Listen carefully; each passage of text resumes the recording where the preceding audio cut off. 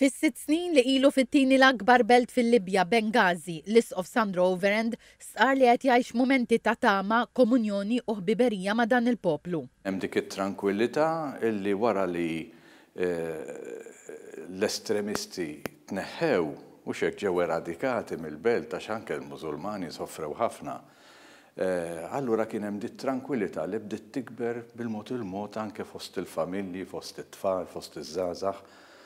U nista' ngħid illi jiena għext dik il-paċi illi mhux dejjem forsi dak li jkun jaf biha madwar id-dinja. Fl-aħħar jiem f'Benghazi ġie inawgurat stadium ġdid. L-isqof Overend attenda l-inawgurazzjoni u sejjaħ il-ġrajja paġna ġdida fl-istorja tal-post fejn permezz tal-isports intwera sens ta' entużjażmu li jikkontrasta ma' passat mimli dbatija għal poplu Libjan. Atmosfera vera ta' ferħ, ta' ħbiberija, żgħażagħ entużjasti kantaw. Kieku jien kont inkanta magħhom ma l-arbi ma tantx nidħol għalih jien, volja mill-Malti li jista' kultant jikkoinċidi. U kien hemm din l-okkażjoni li jaqdet konna 40,000 ruħ. Il-parti kbira tagħhom kienu żgħażagħ.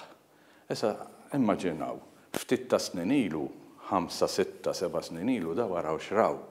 F'Benghazi hemm realtà ta' komunità Filippina imma mhux biss. Iva, l-Filippina u ma nistax ma nsemmix l-komunità Afrikana x'inkella jieħdu għalihom.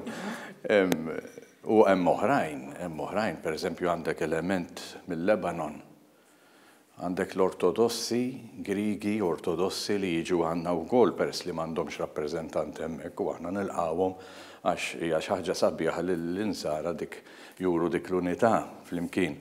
Hemm mill-Eġittu, għandek minn partijiet kollha tad-dinja, Maltin hemm. Però ġifieri dawn il-Maltin li jitilgħu għal xi xogħol u mbagħad jerġgħu jinżlu lura Malta. L-isqof Sandro Overend tkellem dwar żewġ laqgħat li kellu fl-aħħar sena mal-Papa Franġisku fil-Vatikan.